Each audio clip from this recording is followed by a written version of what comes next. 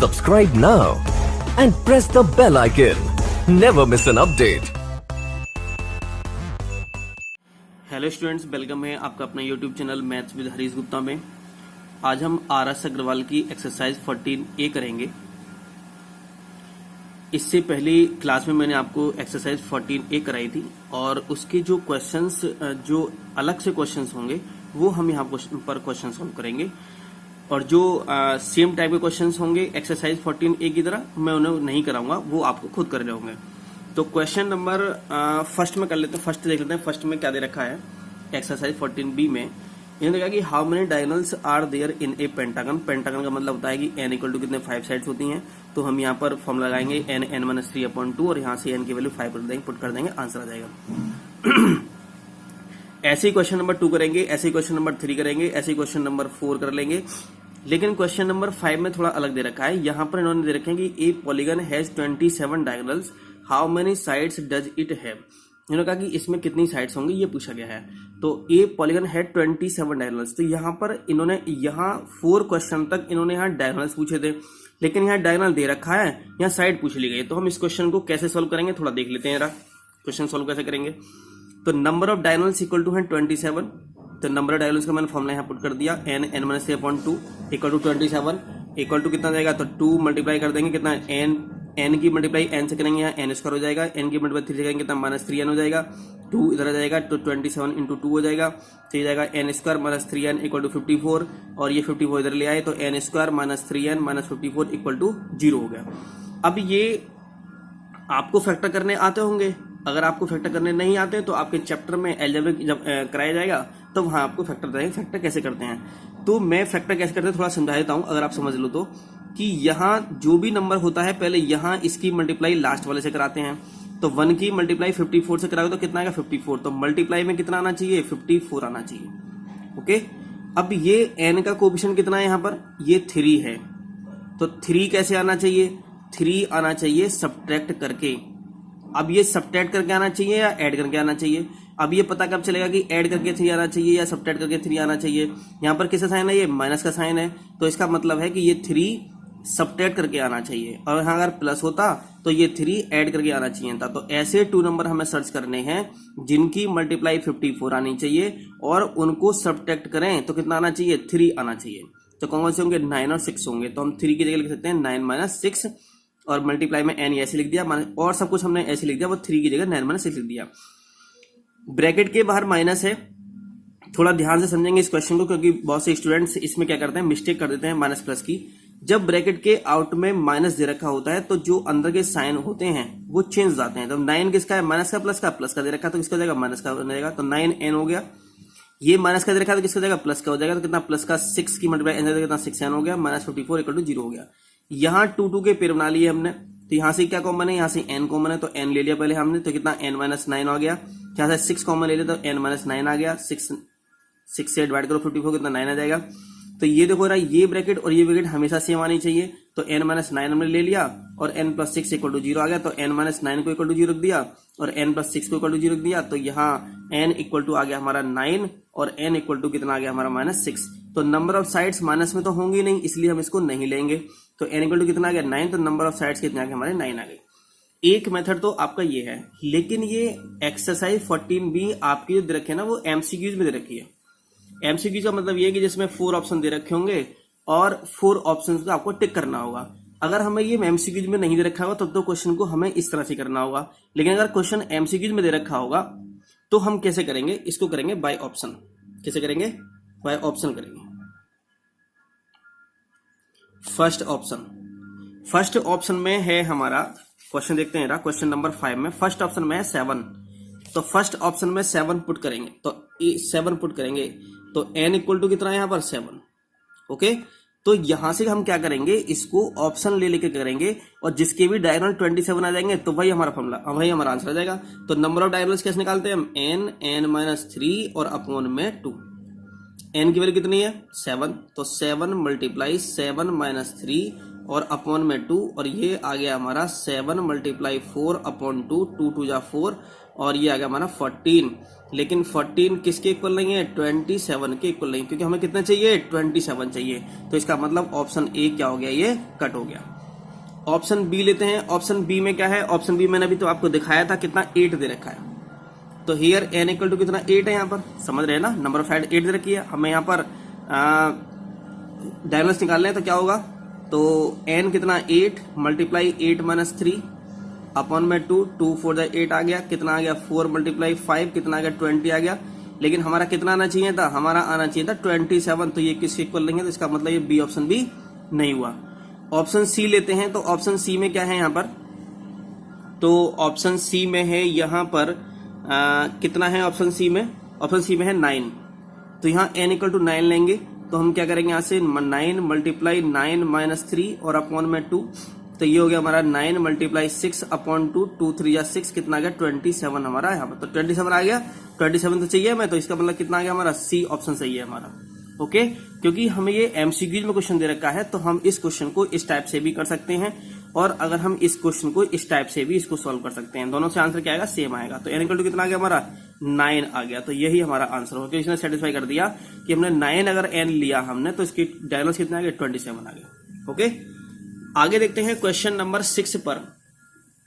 मैं आपको यहां पर इस चैनल पर आपको मैथ्स का कंप्लीट सॉल्यूशन मिलेगा, कंप्लीट सिलेबस का सॉल्यूशन मिलेगा, आपको एनसीईआरटी का सॉल्यूशन नहीं मिलेगा, आपको आरएस अग्रवाल का भी सॉल्यूशन मिलेगा, आपको सभी का सॉल्यूशन मिलेगा, डिटेल में मिलेगा, बेसिक से मिलेगा, कोई रटने वाली जरूरत नहीं है यहाँ पर। The angles of a pentagon are x degree, x plus 20 degree, x plus 40 degree, x plus 60 degree and x plus 80 degree. The smallest angle of the pentagon is पूछा गया है। तो ये जो एंगल्स दे रखे हैं सभी क्या दे रखे हैं? इंटीरियर एंगल्स दे रखे हैं और ये क्या है? ये पेंटागन के दे रखे हैं, सही है ना। तो पेंटागन के एंगल जब कुछ ना दे रखा हो, ये पता ना चल रहा हो कि इंटीरियर या एक्सटीरियर है, तो हम उसको क्या लिखते हैं? इंटीरियर ही लेट करते हैं। ओके, अगर एक्सटीरियर होता तो लिखा होता है यहाँ पर। तो ये कितने एंगल्स हैं? पेंटागन है तो पेंटागन में कितनी साइड्स होती हैं? 5 साइड्स होती हैं। जब 5 साइड्स होंगी तो 5 एंगल होंगे। तो ये यहां पर दे रखे हैं, सबके इस एंगल दे रखे हैं और हमें पता है कि पेंटागन का सम कितना होता है। अरे नहीं पता तो हम क्या करें? अरे क्या करें क्या? तो पेंटागन के सभी एंगल का सम निकाल लेते हैं। तो sum of all interior angles of a pentagon, हमें स्मॉलेस्ट एंगल निकालना है ना। अच्छा, इसमें बताओ ये x है, x प्लस 20 है, x प्लस 40 है, x प्लस 60 है, x प्लस 80 है, तो इसमें स्मॉलेस्ट कौन सा होगा? x होगा और ग्रेटेस्ट कौन सा होगा? x प्लस 80 डिग्री होगा। ओके, तो हमसे स्मॉलेस्ट पूछा गया है तो स्मॉलेस्ट में कितना? तो x डिग्री बताएंगे तो x की वैल्यू निकालनी है हमें। क्या करेंगे यहाँ से? तो ये हमें एंगल्स दे रखे हैं तो इनका सम कर दो तो और इसके इक्वल क्या रख दो? Sum of all interior angles. तो पहले सम निकाल लेते हैं। The angles of a pentagon are, मैंने लिख लिए यहाँ पर, sum of angles of a pentagon equals to क्या होता है? 2n minus 4 into 90। और पेंटागन की बात चल रही है तो n इक्वल टू कितना आएगा? 5 हो जाएगा। तो 2 मल्टीप्लाई 5 माइनस 4 इंटू 90। यहाँ पर हमने सब एंगल्स पुट कर दिए, ठीक है ना। यहाँ पर हमने सब एंगल पुट कर दिए तो यहाँ कितना आ गया? ये सब हमने ऐड किया तो कितना आ गया? 5x प्लस 200 आ गया। हमने सबको ऐड किया। ये 2 माइनस 2 5 कितना? 10 हो गया। 10 माइनस 4 कितना हो गया? 6 हो गया। इंटू 90 ये आ गया। 6 90 का कितना? 550 हो गया। 540 हो गया। ये 5x ऐसे आ गया। ये 200 प्लस है, इधर कितना माइनस कर दिया तो ये 540 में से 200 माइनस कितना? 340 आ गया। तो 5x इक्वल टू 340 और x इक्वल टू आ गया 340 अपॉन 5 कितना? 68। तो x इक्वल टू आ गया हमारा 68 डिग्री। हमसे यहाँ क्या पूछा गया? हमसे पूछा गया smallest angle of the pentagon.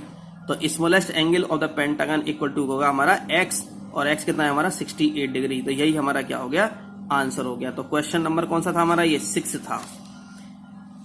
अब देखते हैं क्वेश्चन नंबर 10 देखते हैं। क्वेश्चन नंबर हम 10 क्यों देख रहे हैं? क्योंकि जो 7 है, 8 है और जो 9 क्वेश्चन है वो सब मैंने आपको पहले ही करा दिए हैं उसी टाइप के क्वेश्चन। देखते हैं जरा 7th वाले में क्या दे रखा है।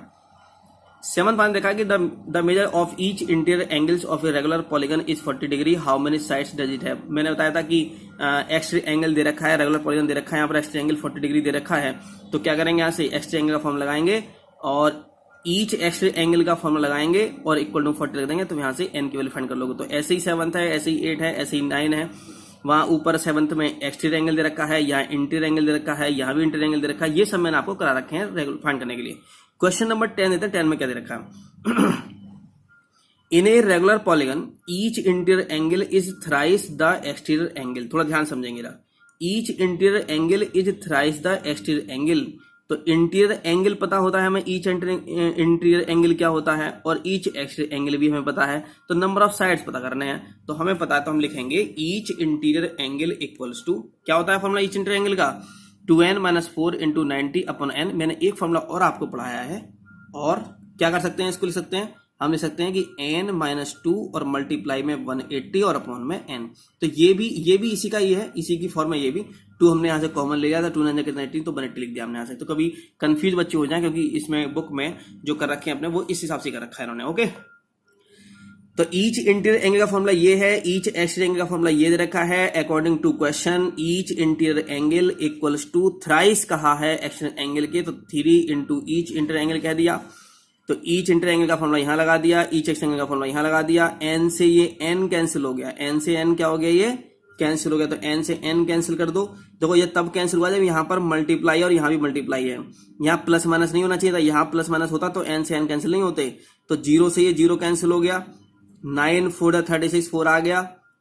तो ये कितना आ गया, तो ये आ गया हमारा, यहाँ तो कुछ बचा नहीं आगे, तो कहते बचा 2n - 4 रहा यहाँ पर, तो और 4 से ये कितना आ गया 12 आ गया यहाँ से। तो 4 इधर माइनस में इधर प्लस में हो गया 4, तो ये 2n = कितना 12 + 4 कितना 16 हो गया, और n = आ गया हमारा 16/2 कितना 8 आ गया।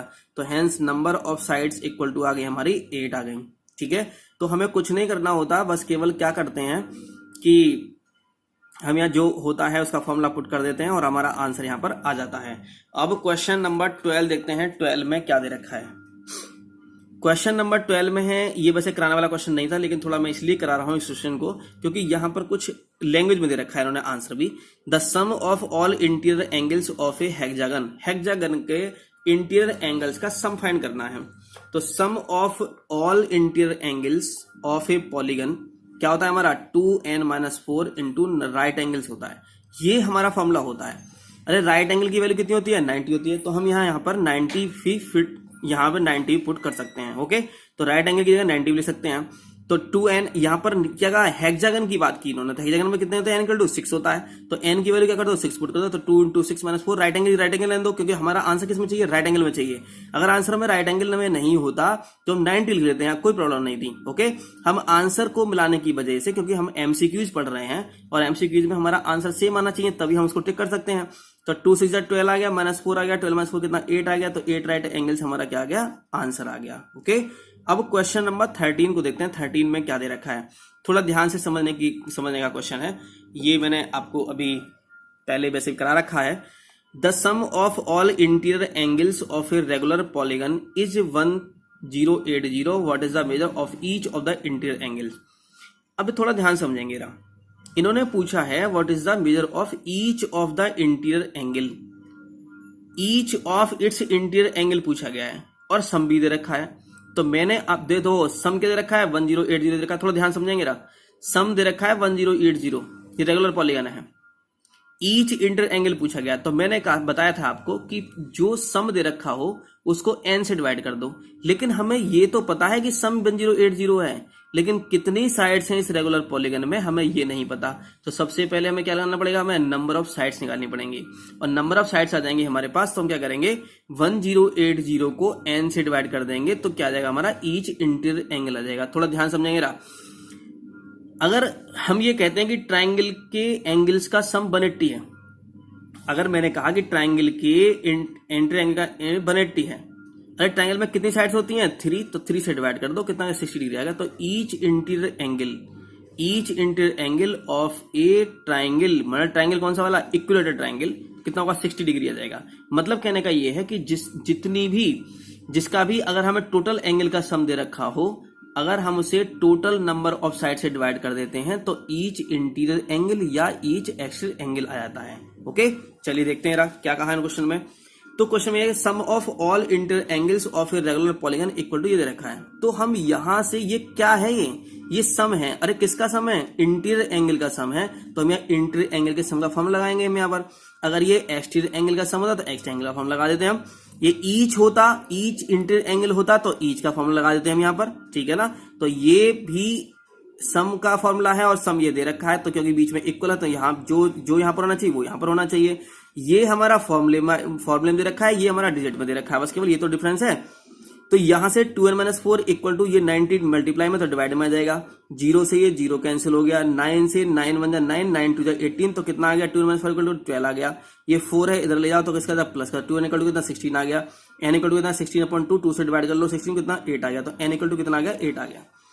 n इक्वल टू, इन्होंने n ने नंबर ऑफ साइड नहीं पूछा, इन्होंने क्या पूछा है ईच इंटीरियर एंगल पूछा गया है, तो each interior angle equal to होगा 1080 अपॉन n, तो 1080 अपॉन 8 और 8 से तुम डिवाइड करोगे इसे तो 8 1 जा 8 हो जाएगा, 2 28 हो गया, 8 3 जा 24, 8 5 जा 34 30, तो वो 40 और तो कितना 135 डिग्री हमारा क्या आ गया आंसर आ गया। ओके तो हम थोड़ा ध्यान से समझेंगे कि हमें ईच इंटीरियर, इन्होंने पूछा है ईच इंटीरियर एंगल, तो ईच इंटीरियर एंगल का फॉर्मूला क्या है पहले तो बताओ चलो। ईच इंटीरियर एंगल का फॉर्मूला है हमारे पास कि 2n-4 इंटू 90 और अपॉन में n, लेकिन n तो हमें पता ही नहीं। अरे ये तो पता है, चलो ये तो पूरा कितना दे रखा है इन्होंने दे रखा है 1080, लेकिन n तो पता ही नहीं हमें, लेकिन n हमें फाइंड करना था, तो n हमें फाइंड करना था तो हमने n कहां से फाइंड किया, यहां से फाइंड कर लिया और यहाँ पे क्या कर दिया पुट कर दिया, हमारा आंसर आ गया। ओके थोड़ा समझने वाले क्वेश्चंस हैं। क्वेश्चन नंबर 14 में देखते हैं। 14 को मैंने ये क्वेश्चन को मैंने 2 टाइप से आपको कराया है मैंने, थोड़ा देखते हैं। देखो यहाँ पर ये नहीं है कि आपको बस केवल क्वेश्चन करा दिया और बात खत्म हो गई, यहाँ पर आपको बिल्कुल बेसिक से बेसिक कराया जाएगा और जितने भी पॉसिबल होंगे जो अच्छा टाइप होगा वो उस टाइप से आपको कराया जाएगा क्वेश्चन को। ओके ये नहीं है कि रट के क्वेश्चन रट लिए और मैंने करा दिया और आपको काम हो गया, ऐसा कुछ नहीं है। तो the interior angle of a regular polygon exceeds its exterior angle by 108 degree. और दूसरी बात यह है कि आप कोई भी यूट्यूब चैनल सर्च कर लो, कोई भी आपको एनसीईआरटी के अलावा कोई भी आपको बुक सॉल्व नहीं कराएगा। अगर सॉल्व कराएगा भी तो एक आध एक्सरसाइज करा दी होगी या 1-2 क्वेश्चंस करा दिए होंगे बस, केवल टोटल आपको एक्सरसाइज के सॉल्यूशन नहीं मिलेगा कहीं भी यूट्यूब पर। ओके तो देखते हैं रहा। तो the interior angle of a regular polygon exceeds its exterior angle by 108 degree. तो मैंने पहले एक बार तो मैंने इसको लेट कर लिया था, लेकिन मेरे कराने का मेथड क्या होता है, मेरे कराने का मेथड ये होता है कि आपको the interior angle of a regular polygon, जो इंटीरियर एंगल है वो एक्सटीरियर एंगल से 108 ग्रेटर है, ये तो मीन्स हुआ इसका। तो हमें इंटीरियर एंगल पता होता है क्या होता है, ईच इंटीरियर एंगल, और ईच एक्सटीरियर एंगल हमें पता होता है, ठीक है ना। तो दोनों का फॉर्मूला पुट कर देंगे, हमारा इसको लिख देंगे, हमारा आंसर n की वैल्यू आ जाएगी हमारे यहाँ से, क्योंकि इन्होंने हाउ मेनी साइड्स n पूछा गया है। एक मेथड ये है कि हमने एक्सटीरियर एंगल को क्या कर लिया, x सेलेक्ट कर लिया, तो इंटीरियर एंगल कितना जाएगा हमारा x प्लस 108 जाएगा, क्योंकि इन्होंने कहा है ना कि interior angle of a regular polygon exceeds its exterior angle by 108। तो मैंने यहाँ क्या किया पहले कि let each exterior angle be x degree let कर लिया, देन ईच इंटीरियर एंगल भी कितना जाएगा x प्लस 108, क्योंकि इन्होंने कहा है कि जो इंटीरियर एंगल है वो एक्सटीरियर एक्सीड्स है एक्सटीरियर एंगल से कितना 108 डिग्री। वी नो दैट, हम जानते हैं, थोड़ा ध्यान से देखेंगे ना। ये मैंने एक पॉलीगन बनाया, ये मैंने एक पॉलीगन बनाया, ट्रायंगल बना लेते हैं, कोई नहीं, पॉलीगन है हमारा ये। इस पॉलीगन में थोड़ा ध्यान समझेंगे ना, इस पॉलीगन में मैंने एक लाइन एक्सटेंड कर दी, तो ये जो एंगल होगा, ये वाला एंगल, ये होता है हमारा एक्सटीरियर एंगल, एक्सटीरियर, ये तो होता है हमारा एक्सटीरियर एंगल, और ये जो अंदर है ये वाला, ये कहलाता है हमारा इंटीरियर एंगल। कौन सा कहलाता है, इंटीरियर एंगल, और ये हमारा कहता है एक्सटीरियर एंगल, ये वाला बाहर का। तो जब हम किसी पॉलीगन की कोई भी साइड को, पॉलीगन की किसी भी साइड को हम आगे प्रोड्यूस करते हैं, तो उससे जो प्रोड्यूस करने से जो उससे एंगल बनेगा आउटसाइड में, वो एक्सटीरियर एंगल कहलाता है, और जो अंदर होता है वो इंटीरियर एंगल कहलाता है। तो कहीं भी अगर हम एक्सटीरियर एंगल और इंटीरियर एंगल की बात करते हैं तो क्या होता है, इन दोनों का सम कितना होगा, देखो जरा, इस एंगल का और इस एंगल का सम कितना होता है 180, क्योंकि ये लीनियर पेयर हैं। तो exterior angle plus interior angle equals to होता है हमारा 180 डिग्री। ओके ये बात समझ में आ गई। तो we know that each exterior angle plus each interior angle equal to कितना होता है 180 डिग्री होता है। तो ईच एक्सटीरियर एंगल क्या हमने लेट किया, x सेलेक्ट किया है, इंटीरियर क्या लेट किया हमने, x प्लस 108 क्या है हमने लेट किया है, ठीक है ना। तो ये ब्रैकेट में छोड़ दो, तो इक्वल टू कितना 180 डिग्री है। एक्स और एक्स कितने हो गए 2x हो गया, ये 108 इधर ले गए तो 180 माइनस 108 आ गया, कितना 72 डिग्री आ गया, तो x इक्वल टू कितना आ गया 72/2, तो 2 से तुम डिवाइड करोगे तो कितना 36, कितना 36 डिग्री, तो x की वैल्यू कितनी आ गई 36 डिग्री आ गई। लेकिन x नहीं पूछा इन्होंने, x ट्रायंगल नहीं पूछा, इन्होंने क्या पूछा है, इन्होंने पूछा है नंबर ऑफ साइड्स। अरे जब हमारे पास x की वैल्यू आ गई और x क्या है हमारा, x है हमारा ईच एक्सिस एंगल, तो each axis angle equal to 36 degree है, तो यहाँ क्या लगेगा तो 360/n होता है। देखो ये भी ईच एक्सिस एंगल और ये भी ईच एक्सिस एंगल, ये फॉर्मूले में है और ये बिना फॉर्मूले के डिग्री में दे रखा है, तो क्या कर देंगे हम इसको इक्वल लग देंगे इसके। अरे इक्वल लग देंगे, ये तो ऐसे ही तो करते हैं। तो 36 इक्वल टू 36 360/n, n ये डिवाइड में इधर आ जाएगा मल्टीप्लाई में, तो n multiply 36 equal to 360 degree, तो n इक्वल हो जाएगा हमारा 360/36, ये मल्टीप्लाई डिवाइड में आ जाएगा, तो 360 से तुम डिवाइड करो तो कितना 10 आ जाएगा, तो n इक्वल टू कितना आ गया 10 आ गया, तो नंबर ऑफ साइड कितने आ गई 10 आ गई। तो ये तो था आपके जो मतलब लेट करके की एक्स लेट कर लिया हमने, लेकिन मैंने आपको पहले क्वेश्चंस कराए हैं, मैंने बताया भी आपको कि लेट वेट करने की जरूरत नहीं है, हम सीधा क्वेश्चन करेंगे। हमें ये पता है क्या करेंगे, यहां से थोड़ा ध्यान से सेकंड मेथड देखते हैं इसका। और each interior angle equals to होता है ईच एक्सटीरियर एंगल प्लस 108। ये दे रखा है, होता नहीं है, ये दे रखा है, इन्होंने दे रखा है कि जो ईच इंटीरियर एंगल है वो एक्सीड्स होता है ईच एक्सटीरियर एंगल से कितना 108 डिग्री। एक्सीड का मतलब था ग्रेटर होता है। तो ईच इंटीरियर एंगल का अपना फॉर्मूला पढ़ रखा है, ईच एक्सटीरियर एंगल का फॉर्मूला अपना पढ़ रखा है, प्लस 108 ऐसे लिख दिया गया। इसको क्योंकि n है इसमें, इसको हम इसको चलो यहीं पे पकड़ लिया हमने, नहीं तो हम इसे इधर ले आते। तो 90 से मल्टीप्लाई किया तो कितना आ गया 180 n आ गया, 90 से मल्टीप्लाई किया 4 को कितना आ गया माइनस किया 360, ये माइनस है यहाँ पर, ये माइनस है हमारा 360, और अपॉन में n तो है ये इक्वल टू में इसकी मल्टीप्लाई कैसे करते हैं हम, अगर हमें 2/3 प्लस 4 करना है तो कैसे करोगे, अरे 2 ऐसे लिखोगे, प्लस क्या करोगे 3 की मल्टीप्लाई 4 से करोगे, तो 3 मल्टीप्लाई 4 और अपॉन में होल अपॉन में क्या आ जाएगा, अब ये पहले बस केवल 2 के अपॉन में 3 था, अब होल अपॉन में क्या आ जाएगा 3 आ जाएगा। यहां हम इसको ऐसे कर सकते हैं कि 2/3 प्लस 4/1, 3 1 का एलसीएम ले लो कितना 3 आ जाएगा, और 3 से 3 को डिवाइड करो कितना आएगा बनाएगा तो कितना 2 आ गया, ऐसे ही प्लस 1 से 3 को डिवाइड करो तो कितना 3 और 4 मल्टीप्लाई 3, अरे यही तो आ गया, देखो यही तो आ गई बात सारी ये इसी में। तो हम क्या करते हैं, जब हम एक के नीचे कुछ नहीं रखा होता तो इसकी मल्टीप्लाई इससे कराते हैं और 360 प्लस 108n और अपॉन में होल अपॉन में n लिख देते हैं। तो वो यहाँ भी होल अपॉन में है और यहाँ भी होल अपॉन में, तो इससे क्या हो गया कैंसिल हो गया। जब इक्वल टू इधर रखे होते हैं तो ये क्या आ गया 180n आ गया, तो नीचे तो कुछ बचा नहीं है, तो 180n तो ये आ गया, ये 108n के रखा है, प्लस का तो इधर ले आया किसका माइनस का 108n आ गया, 360 ये ऐसे आ गया, और ये माइनस का 360 था इधर ले आया प्लस 360 हो गया। 180 में से 108 माइनस करो तो कितना 72n आ जाएगा, और ये कितना 720 हो जाएगा, तो n इक्वल टू आ गया हमारा 720/72, तो 70 से डिवाइड करो तो कितना आ गया 10 आ गया, तो यहाँ पर आ गया n इक्वल टू 10 आ गया, तो hence number of side equal to कितना आ गया 10 आ गया। तो आपके इस एक्सरसाइज 14b में ओनली 14 क्वेश्चंस थे, वो मैंने आपको कंप्लीट करा दिए हैं। तो आपका पॉलीगन्स का जो चैप्टर था और जितने भी क्वेश्चंस थे वो मैंने सब आपको सॉल्व करा दिए हैं। ओके, अगर आपको हमारी वीडियो अच्छी लगी हो तो आप अपने फ्रेंड्स में शेयर करें और इस चैनल को सब्सक्राइब करें, जिससे आपको नोटिफिकेशन मिलता रहे अगली वीडियोज का, और इसको लाइक करें और कमेंट करके बताएं कि आपको ये क्लास कैसी लगी है। Okay, thank you for watching.